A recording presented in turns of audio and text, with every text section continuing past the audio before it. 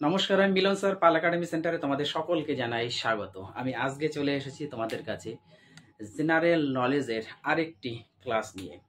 ক্লাসটি শুরু করার পূর্বে তোমাদের কাছে আমার ছোট্ট একটি রিকোয়েস্ট, যারা আমার চ্যানেলে নতুন এখনো পর্যন্ত চ্যানেলটিকে সাবস্ক্রাইব করনি তারা অবশ্যই চ্যানেলটিকে সাবস্ক্রাইব করে পাশে থাকা বেল আইকনটিকে একটু প্রেস করে রাখবে, এবং সর্বশেষে যদি ক্লাসটি ভালো লেগে থাকে তাহলে অবশ্যই একটা লাইক এবং কমেন্ট করতে কেউ ভুলবে না।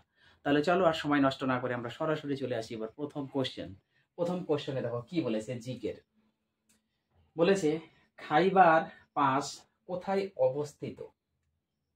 খাইবার পাস কোথায় অবস্থিত? আমরা একটু অপশনগুলি দেখে নিই। নাম্বার 1-এ বলেছে ভারত, নাম্বার 2-তে বলেছে চীন, নাম্বার 3-তে বলেছে বাংলাদেশ, নাম্বার 4-এ বলেছে পাকিস্তান। এই প্রশ্নের সঠিক অ্যান্সার তোমাদের হয়ে যাবে অপশন নাম্বার 4, পাকিস্তান। খাইবার পাস পাকিস্তানে অবস্থিত। ওকে, তারপরে কোশ্চেন দেখো, বাল্টিক কাপ কোন খেলার সাথে যুক্ত?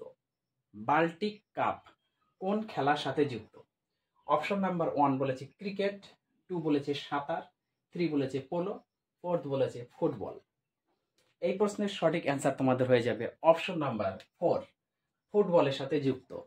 অতএব বাল্টিক কাপ কোন খেলার সাথে যুক্ত? সঠিক অ্যান্সার ফুটবলের সাথে যুক্ত হচ্ছে বাল্টিক কাপ। ওকে, তারপরে কোশ্চেন, নিম্নোক্ত কোন নদী পশ্চিমবঙ্গ ও রাঁচি মালভূমিকে একে অপর থেকে বিচ্ছিন্ন করেছে? বহুত ইম্পর্টেন্ট কোশ্চেনটি।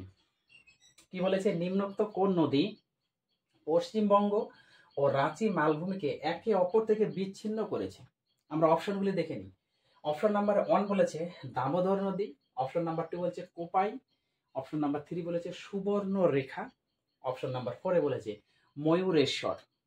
তাহলে এই প্রশ্নের সঠিক অ্যান্সার তোমাদের হয়ে যাবে। আমরা কোশ্চেনটি আরেকবার একটু পড়ে নিই। নিম্নোক্ত কোন নদী পশ্চিমবঙ্গ ও রাঁচি মালভূমিকে একে অপর থেকে বিচ্ছিন্ন করেছে? সঠিক অ্যান্সার দামোদর নদী। দামোদর নদী, অপশন নাম্বার 1 হচ্ছে কারেক্ট অ্যান্সার। দামোদর নদী পশ্চিমবঙ্গ ও রাঁচি মালভূমিকে একে অপর থেকে বিচ্ছিন্ন করেছে। ওকে, তারপরে কোশ্চেন, মাছের দেহের কোন অঙ্গ জলের চাপ নির্ণয়ে সাহায্য করে?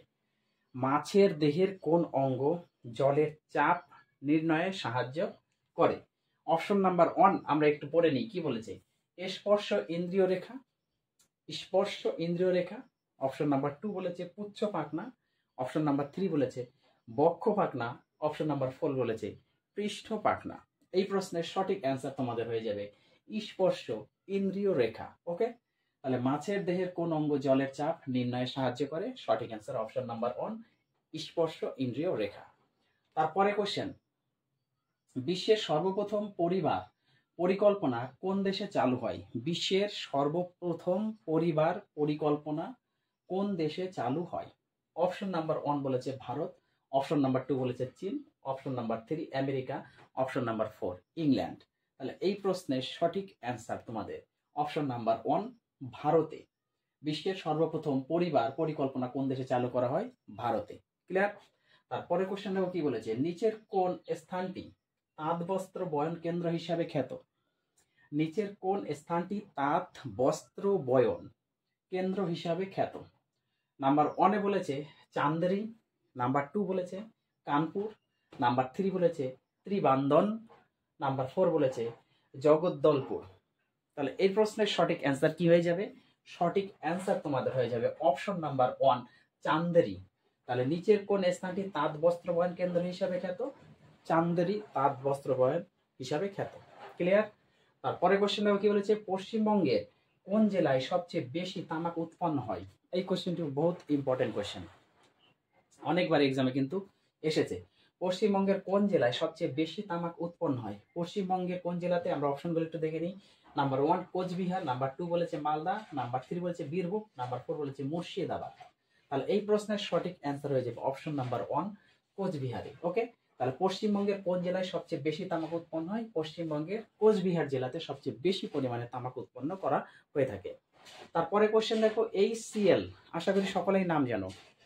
HCl মিন্স হাইড্রোক্লোরিক অ্যাসিড বা হাইড্রোজেন ক্লোরাইড। প্রথম তৈরি করেন কোন বিজ্ঞানী? HCl প্রথম তৈরি করেন কোন বিজ্ঞানী? আমরা অপশনগুলো একটু দেখে নেই যে HCl প্রথম কোন বিজ্ঞানী তৈরি করেন। এখানে অ্যাকচুয়ালি সরি অপশন আমি দেইনি, আমি সরাসরি অ্যান্সার লিখে রেখেছি যে HCl প্রথম তৈরি করেন বিজ্ঞানী প্রিস্টলি।